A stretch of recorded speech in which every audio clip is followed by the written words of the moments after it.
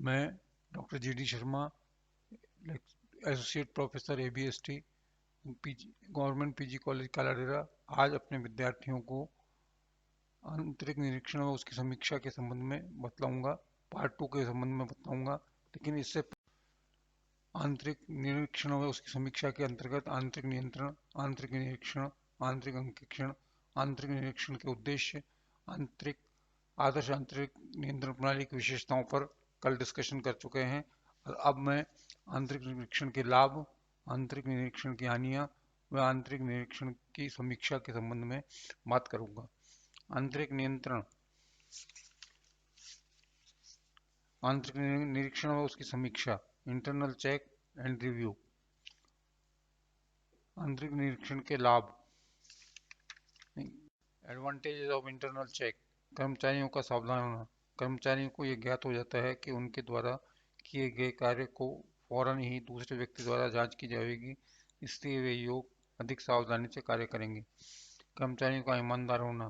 प्रत्येक कर्मचारी के कार्य को शीघ्र जांच हो जाने के कारण कर्मचारी गड़बड़ करने से डरेगा और ईमानदारी से अपना कार्य करेगा।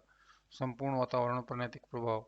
आंतरिक निरीक्षण द्वारा ऐसा वातावरण उत्पन्न हो जाता है जिससे कि व्यवसाय के समस्त व्यवहार परिश्रम, चतुराई एवं ईमानदारी के साथ किए जाएंगे। अशुद्धियों की कमी। प्रत्येक व्यक्ति द्वारा सावधानी से कार्य करने के कारण अशुद्धियां कम होंगी। छल कपट में कमी। प्रत्येक व्यक्ति के ईमानदारी से कार्य करने के कारण छल कपट नहीं होंगे। छल कपट या अशुद्धि को शीघ्र पकड़ना। यदि पूरे व्यवसाय में कोई व्यक्ति असावधान अथवा बेईमानी से निकल जावे तो कोई भी अशुद्धि एवं छल कपट कर दे तो वह शीघ्र पकड़ में आ जाएगी और उस व्यक्ति को उचित सजा दी जाएगी, जिसका अन्य कर्मचारियों पर प्रभाव पड़ेगा। व्यवसाय पर अशुद्धियों व छल कपट का संचित प्रभाव नहीं पड़ना। छल कपट व अशुद्धि शीघ्र पकड़ में आ जाते हैं और उन्हें ठीक कर लिया जाता है, जिससे व्यवसाय में उनका संचित प्रभाव नहीं पड़ता। अंतिम खातों को शीघ्र तैयार होना। व्यवसाय के समस्त हिसाब किताब सही होने के कारण अंतिम खाते बनाने में समय नहीं लगता। अंकेक्षक की सुगमता। संशोधप्रद आंतरिक निवेदन के कारण अंकेक्षक का कार्य सरल हो जाता है। वह बहुत कुछ परीक्षण जांच के से अपना कार्य कर सकेगा। अतः वर्ष की समाप्ति पर अंकेक्षक की रिपोर्ट शीघ्र तैयार हो जाएगी। प्रत्येक व्यक्ति का उत्तरदायित्व निश्चित होना। आंतरिक निरीक्षण द्वारा प्रत्येक व्यक्ति का उत्तरदायित्व निश्चित कर दिया जाता है, अतः गड़बड़ी के संबंध में उत्तरदायित्व का झगड़ा उत्पन्न नहीं होता। आंतरिक अंकेक्षण का कार्य देना। प्रत्येक व्यक्ति के कार्यों की जांच हो जाने के कारण यह आंतरिक अंकेक्षण के समान है। व्यवसाय का निश्चिंत होना। संतोषप्रद आंतरिक निरीक्षण कार्यप्रणाली अपनाए जाने पर व्यवसायी हिसाब किताब के लेखे के संबंध में निश्चिंत हो जाता है और समय अन्य कार्यों में लगा सकता है। आंतरिक निरीक्षण की हानियां। अधिक खर्चा। आंतरिक निरीक्षण प्रणाली से अधिक कर्मचारियों तथा एवं स्टेशनरी की आवश्यकता पड़ती है, अतः खर्च बढ़ जाता है। कार्य का दोहराव। इस प्रणाली द्वारा प्रत्येक व्यक्ति का कार्य स्वतंत्र रूप से एक और व्यक्ति द्वारा किया जाता है, अतः कार्य का दोहराव होता है। स्वामी का लापरवाह होना।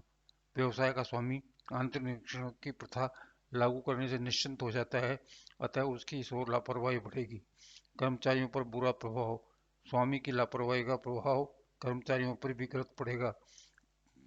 कहते हैं कि यथा राजा तथा प्रजा। अंकेक्षक का लापरवाह होना।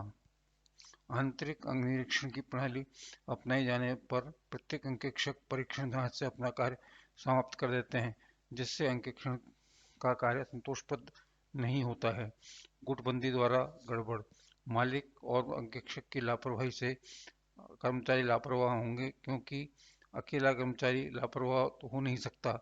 ऐसा होने पर उसके द्वारा की गई गड़बड़ी पकड़ में आ जाएगी, अतः वह अन्य व्यक्तियों से मिलकर गड़बड़ी करने की कोशिश करेगा, जिससे अस्वस्थ गुटबंदी का जन्म होगा। यदि आंतरिक प्रणाली सावधानी पूर्वक और जांच पर लागू की जाए और समय समय पर इसका पुनः निरीक्षण रिव्यू किया जाता रहे तो इससे हानियों से बचा जा सकता है। आंतरिक निरीक्षण की समीक्षा। Review of internal check. प्रबंध अंकेक्षण की आंतरिक निरीक्षण के संबंध में निम्नलिखित प्रकार से समीक्षा की जानी चाहिए। पहला, कर्तव्य विभाजन। प्रबंध अंकेक्षक को यह देखना चाहिए कि कर्मचारियों में कर्तव्य का विभाजन, उनकी योग्यता, अभिरुचि, और प्रशिक्षण के आधार पर किया गया है। उसे यह भी देखना चाहिए कि भंडार तथा रोकड़ आदि कुछ महत्वपूर्ण कार्यों से संबंधित कर्मचारियों की ईमानदारी परिलक्षित है और उनकी जमानत से ले ली गई है। कार्य का विभाजन इस प्रकार किया गया है कि यदि भविष्य में कोई गलती है या अनियमितता पाई जाती है तो उसका उत्तरदायित्व निश्चित व्यक्ति पर डाला जा सकता है। एक अच्छे आंतरिक अंग निरीक्षण के लिए यह भी आवश्यक है कि कर्मचारियों को कार्य हेरफेर रोटेशन द्वारा दिया जाता रहे। अंकेक्षक को देखना चाहिए कि यह हेरफेर जितना आवश्यक है उतना ही आवश्यक। यह ध्यान रखना भी है कि इससे कार्यक्षमता में ह्रास नहीं होना चाहिए। अतः कार्य में हेरफेर करते समय भी कर्मचारी की योग्यता, अभिरुचि व प्रशिक्षण का ध्यान रखा जाना चाहिए। इसी प्रकार अंकेक्षक को यह देखना चाहिए कि कर्मचारियों को समय समय पर दीर्घकालीन छुट्टियां दी जाती हैं अथवा नहीं, ताकि उनके स्थान पर अनिवार्यतः अन्य व्यक्ति की नियुक्ति की जा सके और उनके कार्य की जांच उसकी अनुपस्थिति में स्वतः ही हो सके। कार्य विभाजन के संबंध में अंकेक्षक को यह देखना चाहिए कि कार्य का उपखंडों में विभाजन तथा उसका आवंटन इस प्रकार किया गया है कि कार्य होने के साथ साथ ही कार्य करने वाले व्यक्तियों द्वारा उसकी जांच होती जाती है। लेखा व्यवस्था, अंकेक्षक को यह देखना चाहिए कि हिसाब किताब की लेखा व्यवस्था पूर्ण रूप से नियंत्रित है। इसके लिए आवश्यक है कि व्यवहार अधिकृत हो, सही लेखा किया गया हो और दोहरा लेखा प्रणाली अपनाई गई हो। जांच व्यवस्था, अंकेक्षक को देखना चाहिए कि संस्था में चिट्ठियों की प्राप्ति एवं प्रेषण पूर्ण होने से नियंत्रित है, अर्थात चिट्ठियां सर्वप्रथम किसी उत्तरदायी व्यक्ति से के सामने खोली जाती हैं तथा उनका प्रेषण भी उत्तरदायी अधिकारियों के हस्ताक्षर से ही किया जाता है।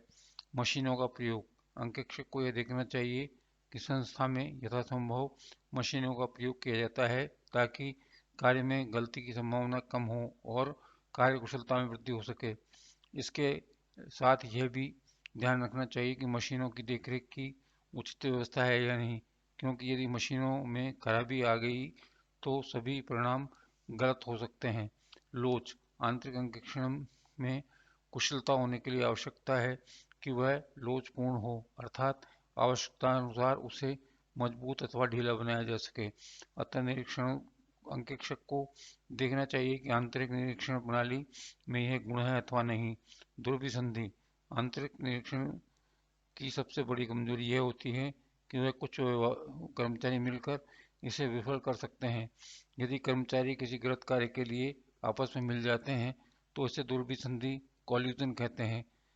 यह संभव हो सकता है कि एक व्यवहार में सभी पहलुओं में संबंधित समस्त कर्मचारी आपस में मिल जाएं और धोखाधड़ी में शामिल हों। इस धोखाधड़ी माल के क्रय विक्रय, भंडारण तथा नकद व्यवहारों के संबंध में अधिक हो सकती है। अतः अंकेक्षक को आंतरिक निरीक्षण प्रणाली की समीक्षा करके धोखाधड़ी के संभावित स्थानों का पता लगाना चाहिए और देखना चाहिए कि कर्मचारी इस प्रकार के कार्यों में लिप्त तो नहीं है। छल कपट पर रोक, अंकेक्षक को यह देखना चाहिए कि आंतरिक निरीक्षण छल कपट पर रोक लगाने के कहाँ तक सफल हुई है। टीमिंग एंड लेडिंग जैसे छल कपट की संभावना की भी जांच करनी चाहिए। कार्य की गति, आंतरिक निरीक्षण का उद्देश्य कार्य में गति में शिथिलता लाना नहीं है बल्कि गति लाना है। अतः अंकेक्षक को यह देखना चाहिए कि आंतरिक निरीक्षण के अपेक्षित लक्ष्य के अनुसार ही कार्य कर रहा है तथा संस्था में अंतिम खाते वर्ष की समाप्ति पर शीघ्र तैयार हो जाते हैं। नैतिक प्रभाव, अंकेक्षक को यह देखना चाहिए कि आंतरिक निरीक्षण द्वारा समस्त वातावरण पर नैतिक प्रभाव पड़ रहा है अथवा नहीं। उसे यह भी देखना चाहिए कि कर्मचारियों की कहीं इस प्रणाली में अश्रद्धा तो नहीं है, क्योंकि ऐसी स्थिति में आंतरिक निरीक्षण केवल औपचारिक बन जाएगा और इसके अपेक्षित परिणाम उपलब्ध नहीं हो सकेंगे। अधिकारियों में लापरवाही, अंकेक्षक को देखना चाहिए कि कहीं उच्च अधिकारी आंतरिक निरीक्षण लागू करके निश्चिंत लापरवाह नहीं हो गए हैं। उनकी सफलता के लिए इसकी प्रभावशीलता के प्रति सजग रहना बहुत जरूरी है। आंतरिक निरीक्षण उपायों का मूल्यांकन करने के पश्चात अंकेक्षक को देखना चाहिए कि किन किन बिंदुओं पर प्रणाली कमजोर है और कहां कहां इसका पूर्ण अभाव है। तत्पश्चात उसे इस प्रणाली को प्रभावशील बनाने के लिए आवश्यक सुझाव देने चाहिए। अंकेक्षक को यह ध्यान रखना चाहिए कि आंतरिक निरीक्षण प्रणाली का पूर्ण अभाव इतना खतरनाक नहीं है जितना इसका कमजोर होना, क्योंकि कार्य पूर्ण अभाव को रिश्ते में उच्च अधिकारी व्यवहारों के प्रति अधिक सतर्क रहेंगे। लेकिन यदि यह प्रणाली कमजोर है और अधिकारी इससे सुदृढ़ समझे हुए हैं तो कर्मचारी इसकी आड़ में अधिक गड़बड़ कर सकते हैं।